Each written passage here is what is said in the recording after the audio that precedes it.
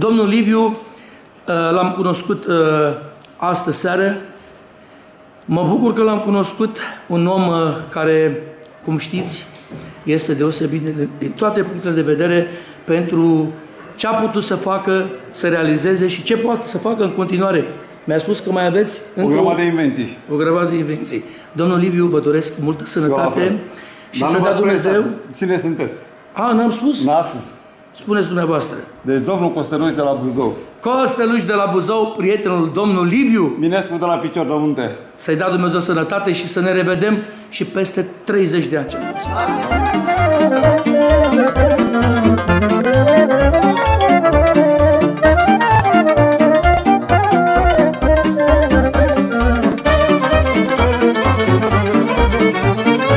Tinerețe dulce, dulce, lumea după tine plânge, că ești tu de trecătoare, ca o apă curgătoare.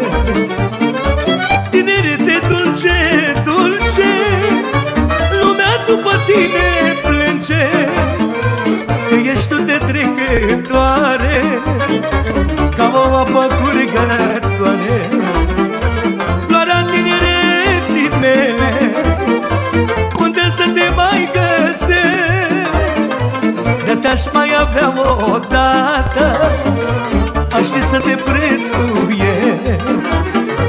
Floarea tinereții mele, unde să te mai găsesc? De te-aș mai avea odată, aș ști să te prețuiesc. Domnul Liviu Minescu a venit alături de noi. Bună dimineața! Bună dimineața și bine v-am regăsit. De-aia trebuie să ți-l prezint pe domnul Liviu de la Picior de... Ce pot să-l ajut? Să rămână cu tare spre Liviu Minescu, mă numesc. Bună zi dimineața! De la Picior de... De munte, de la Picior de Munte. Domnul Liviu consideră că toate aparatele pe care le-a inventat folosesc unui artist. Iar eu, odată că am mâncat ceapă și îmi cer scuze, nu pot să le mai folosesc. Și doi, nu, nefiind artist, nu pot să mă prind. Aș vrea să fac o trecere în revista a elementelor. Să-mi spui dacă ceva ți-ar folosi pe scenă. Acum se poartă foarte mult microfoanele acelea, nu știu dacă ați văzut pe la Ruby sau alte artiste, cu multe cristale Swarovski. Nu trebuie să le luați neapărat în calcul. Corect. Că altfel nu se cumpără invenția dumneavoastră. Cea mai tare invenție acum sunt microfoanele cu memorie internă. Deci adică eu cânt toată refrenul și pe nu mai cânt, el se repetă singur. Nu. Deci microfonul cântă singur. Dar e o idee bună, să știi. E o idee foarte bună. Deci dumneavoastră dați drumul la negativ și în plus veniți cu vocea. Așa. Deci îți cântă microfonul negativ, înțelegi? Hai să facem o demonstrație, vă rog. O demonstrație. Poate înțelegi, vezi că nu e cablat la nimic. Și totul wireless. Ați făcut nunta? Da, în 2008. Are și copil. N-ați văzut nunta lui Dinu când a ieșit de mare, scafandru? Cu cai, cu barca. Mama asta sunt mireasă, toate fete. Cântă microfonul. A venit vântul și le-a luat umbrelele de pe masă, n-ați văzut? Da. Stai să-mi vocea, stai să domnul. Păi nu, că eu fac playback dacă microfonul cântă, nu? 2, 10, 1. Poți să cânti peste. Poți să cânti. Stai să-mi vocea, mai tare. Ia domnul la voce.